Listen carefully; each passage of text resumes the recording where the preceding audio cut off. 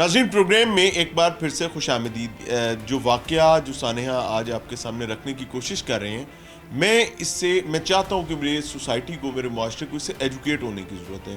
क्योंकि एक हादसा, एक वाक़या किसी और इंडिविजुअल के साथ हुआ हो तो हमें वो ऐसे लग रहा होता है कि शायद ये हमारे साथ होना नहीं कभी, लेकिन वही अजाब हर चौथे दिन हमें दंदनाता माशरे में नज़र आता है।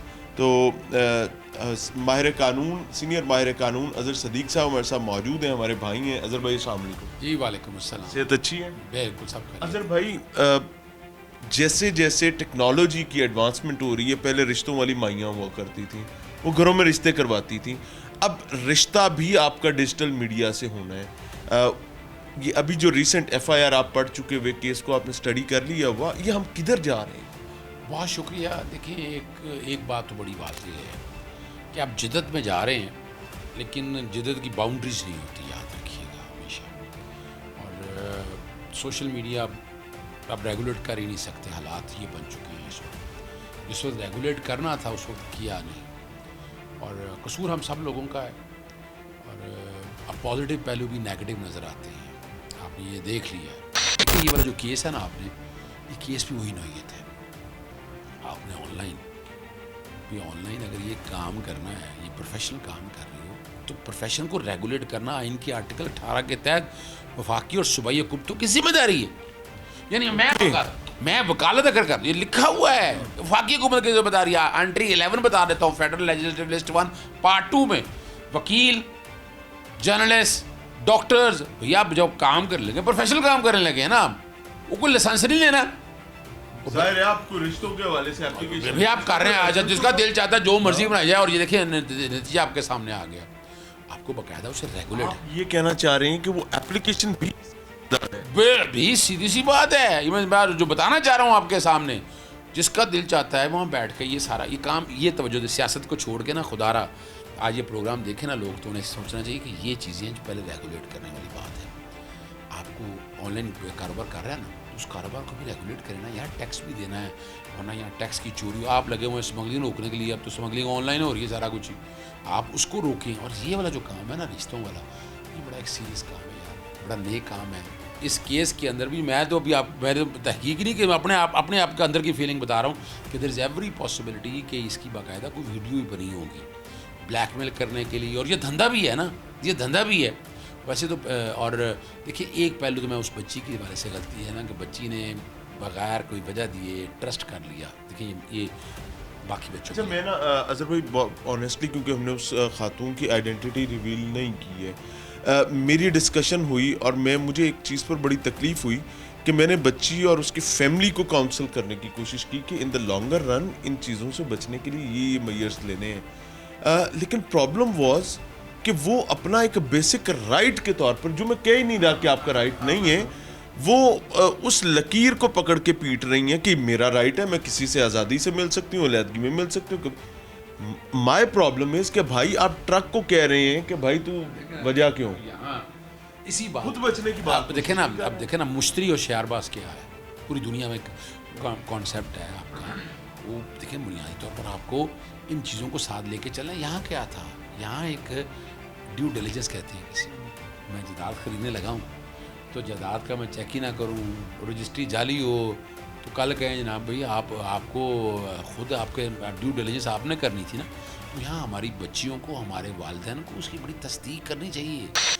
बच्ची को जाना नहीं चाहिए था, ये पहली बच्ची पहले नहीं गई, बच्ची को बाद में डॉक्टर्स कैफे में बुलाया गया है, जिना अस्पताल। वो जिना अस्पताल से लेके रजील आदमी साहब। ये आप देखें ना, अब ये वाला मामला अगवा की तरफ चला जाएगा कि आप इसको लेकर गए ना वहाँ से, देखें ना, वहाँ पहले कैफे बुलाया, वहाँ त्याज़ीनी तौर पर तैयार किया, आप अगेंस्ट उसकी कॉन्सेंट लेके गए। देखें ना, यहाँ से उसके बाद जो अगला प्रोसेस है ना, अब आप ले गए हैं, घर जाके कमरे में बैठा दिया आपने। पहले तो बच्ची तो जाना नहीं चाहिए था कि अजनबी जगह के ऊपर, लेकिन यहाँ ये शुरू वाला जो एलिमेंट है ना, यहाँ हमारा कानून को हरकत कराना पड़ेगा हमें। ये white collar crime, organize crime है ना, ये ऑर्गेनाइज। आपने एलोर किया, पहले आपने रगबत दे के आप उसको ले गए। और यहाँ इसीलिए मैं पता आपको क्या करता हूँ, मैं हमेशा से इस तरह के जराइम के अंदर मैं फिसाद फिलर्स की बात करता हूँ। यानी यहाँ क्या है, कल बच्चे भी शरीफ लोग हैं, कल कहीं ना कहीं सुलह हो जानी है केस वापस हो जाए ना, मैं वक्त से पहले बता रहा हूँ, नोट कर लीजिएगा मेरी बात। और मैं आपको जो बात कह रहा हूँ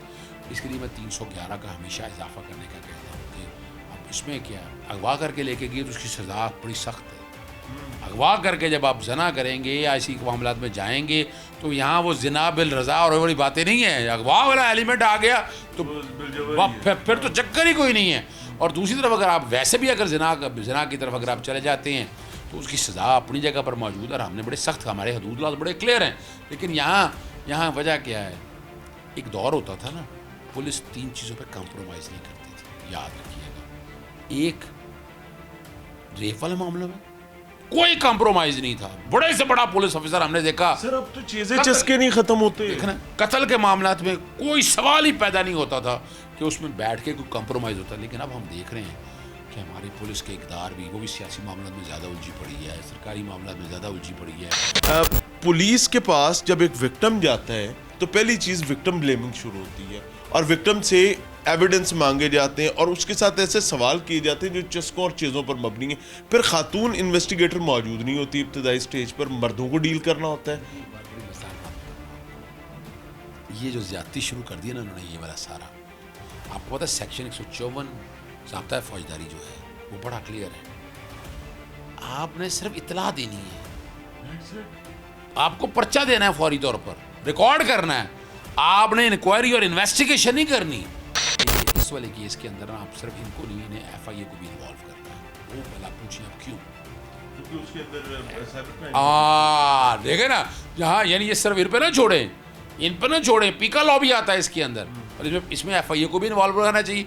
और GIT, हर वाक़े में GIT बना दूँ, इसमें GIT क्यों नहीं बनाते यार, बनाया ना इसमें GIT, इसमें डाले ना FIA के लोग। और ये कानून बड़ा वाज़े तौर पर क्लियर है, इसमें बनाए GIT, इन लोगों को इन्वॉल्व करें, इसको हक़ाइक़ लाएँ सामने। अगर जो भी फ्री गलत है इसमें, मैं किसी एक पे ब्लेम नहीं जाना चाहता, लेकिन जितने हक़ाइक़ आपने मुझे बताए हैं, जो चीज़ें आपने इकट्ठी की है, जो मेहनत की है, उससे तो वो कल्प्रिट है। यानी आप खुदारा ऐसा क्या मसला है यार, शादी की तरफ आ जाओ यार, शादी कर लो, 4 शादियों की इजाज़त है, आपको इन चीज़ों से बचना है। और माशरे में अनफॉर्चुनेट चीज़ ये है कि नाज़रीन, अज़हर भाई ने बड़ी तफसील से इस पर बात की है। मेरा दिल उस वक्त ज़्यादा दिल गिरफ्तार होता है जिस वक्त मुझे पता चलता है कि एक बच्ची या कोई भी मर्द भी इवन, जब वो ऐसी हैपनिंग में पुलिस के पास जाता है, मदद लेने के लिए जाता है, तो उसको दिन 4 बजे हुई की हैपनिंग पर के बावजूद एक कवारी बच्ची अपनी माँ के साथ रात 3 बजे उसको बुला लिया जाता है थाने में। For God से खुद जाना चाहिए, For God से। देखिए मैं बताऊँ आप, सर रिक्शों के किराए वो करवा के दे रहे हैं, गाड़ियाँ वो करवा के दे रहे हैं। मैं बताऊँ आप भी सियासतदानों का बताइएगा, पर्चा देने घर पहुँचे होते हैं।